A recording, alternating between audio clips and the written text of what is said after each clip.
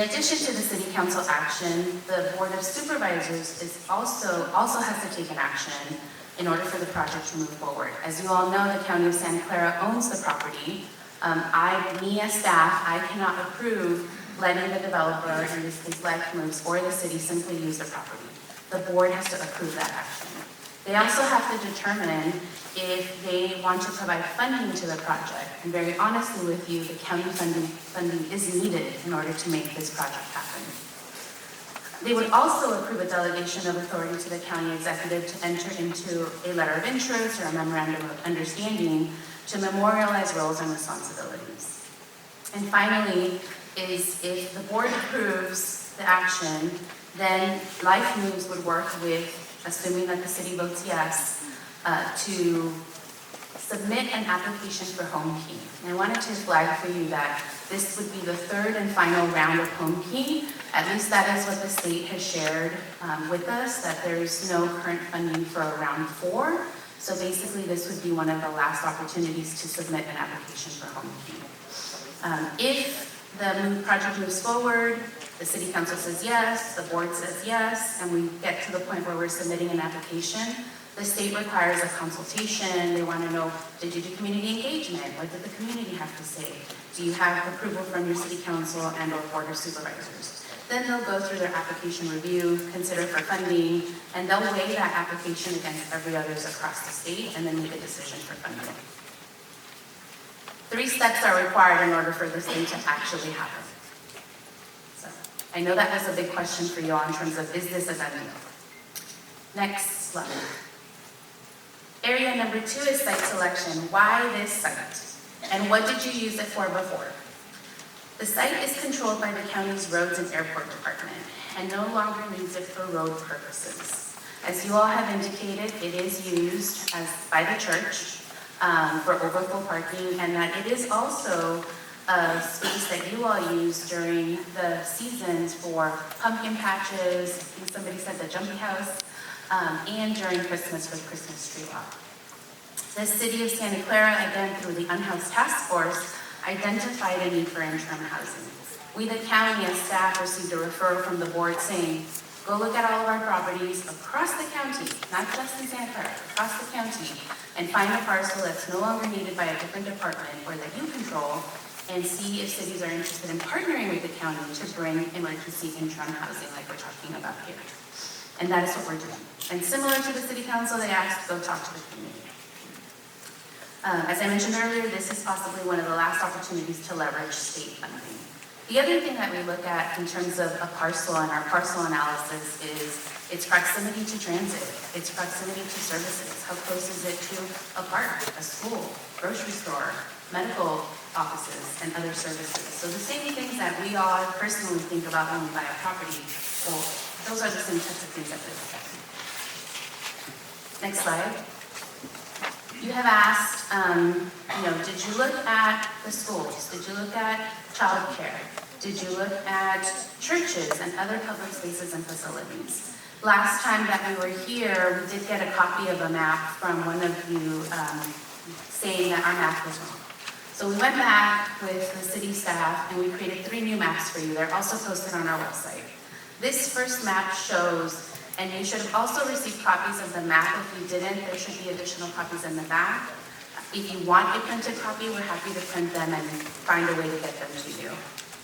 So this map is intended to show all of the various uses that are around here. As I mentioned, transit is a big thing for us, and its proximity to services. Next slide. You also asked us, why here? There's 3 other county interim housing sites in close proximity, and here we're showing you the nearby interim supportive housing and emergency shelters that are within a quarter-mile, half-mile, 3/4 mile from the site. Next slide.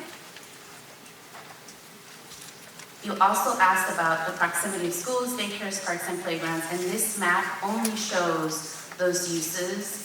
It doesn't include all of the other items that I mentioned earlier, but these are the maps that we have based on the information using the city's GIS system. If there are questions or you think that we have not captured something accurately, please let us know.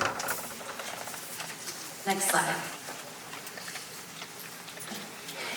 number 3, safety and security. Yesterday, KQED published a report analyzing the City of San Jose's 5 interim housing sites that are similar but different than what we're talking about here. And the report looked at data from the city, and what they found is actually that since these sites have been in their neighborhood, the costs for service have decreased with the exception of medical services, which is similar to what we heard from Dr. Greenberg last week. The article is not posted on our website, but if folks are interested, we can add that to the website, but the source of the report is noted below on the slide. Next slide. You also asked about site-specific rules and community guidelines.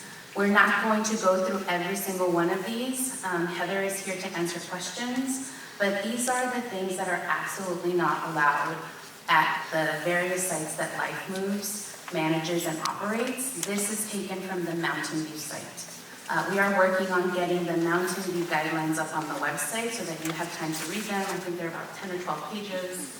And during community meeting number 4, we will have an opportunity to go through these, or you can ask questions this evening. Next slide. Impacts on real estate values. There's no difference here from what we reported last time. There's no finding that suggests that these types of sites would have an impact on your property. We are working with the assessor's office to get more information, and we'll report that back next time. Next slide. You asked us about the utilization of interim housing. So every month our office reports to the Housing, Land Use, and Transportation, Environment and Transportation Committee of the Board of Supervisors. We produce a monthly report on utilization, and then twice a year we report on temporary housing and the utilization in those programs. This is taken from our December report, and it shows data through October. Somebody mentioned last time, I visited a facility, and there were not a lot of people there. People don't want to live in these places. And so here you'll see the utilization rate by program type. We did identify that in the interim housing emergency shelters, the utilization is lower in this report, and our staff is doing a data analysis, working with the City of San Jose to understand why that number is lower than some of our other programs. The other thing that we have on here is you also asked about seniors, and I think somebody reported that our homeless population is aging. This shows you across the county the age group of the folks that access these different services by category. And we will be posting the full report on the website as well. Next slide. You asked about similar sites that are just like your neighborhood.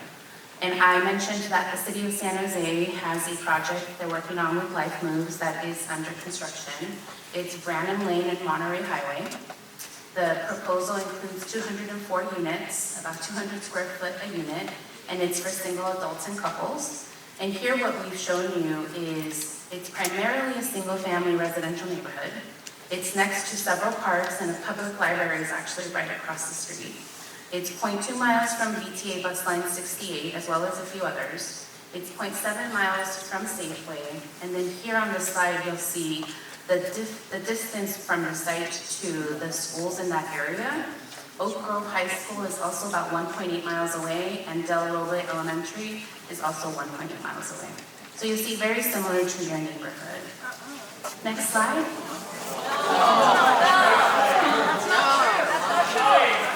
Area number 6, parking. It was shown last time that there are 80 parking spaces in the current design. This does include staff parking, and I believe Life Moves is going to be working on breaking down the difference between staff and client parking. We also do, at the county, need to discuss the expired lease agreement with the church next door related to overflow parking. We don't have an answer for you that on this front, but I wanted to share with you that we do have a lease that's expired, and the church does use it for overflow parking. Next slide. Area 8, site operation. How will referrals to the property work? So on here is a really complicated map that's a little old, This is just intended to show you the overall system map, but interim housing is also referred to as a service-enriched shelter in our continuum of care quality standards. And the reason why we make that distinction is because for service-enriched shelter or interim housing, it requires that the service provider provide a robust service package directly to the person or through a referral. And folks that are participating in the program have to spend every night in the facility to remain eligible for the program.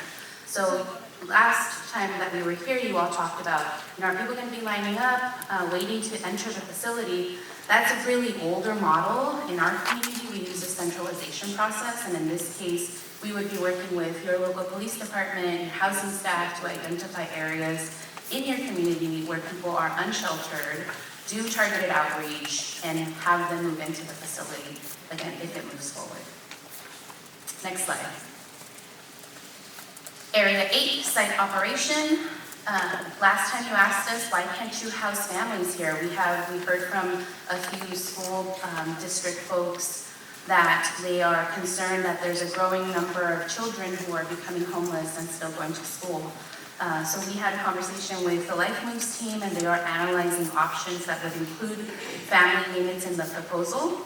As an example, in the city of Palo Alto, their interim housing site includes 64 units for individuals and couples and 44 units for families. So part of that analysis includes, well, we've designed this project to be singles and couples, just like anything else. What modifications to the building need to happen? Do we need to reduce the footprint? There are other requirements like childcare, playgrounds, so Life Moves is working on that. On the county side, we're also analyzing data from our centralized temporary shelter hotline, our housing hotline. There's about 860 people that are waiting for shelter right now, and of those, about 25% of them are families. But there's a lot more data analysis that we have to do. We want to understand how many of them are from North County, how many of them are specifically connected or from Santa Clara, how many are sitting in the cars, trying to understand a little bit more about the needs of the people that are unhoused in Santa Clara. That's all we have for you in terms of presentation. We are going to move into the balance of the time is all input, Q&A. You can start to form a line. There's 2 mics. We will be giving you 1 minute to speak. If there is a question, we will pause and find the appropriate person to answer the question. Representatives from the city, including public safety, will come up when a question related to them is asked. And last time you also told us some people are getting more time than others. Well, we have a timer so you can see exactly how much everybody is speaking. Again, we ask that you be respectful and mindful. All of your comments are being captured. If you want to say more or speak more, email us. All of that is a public record, or use the comment. And we're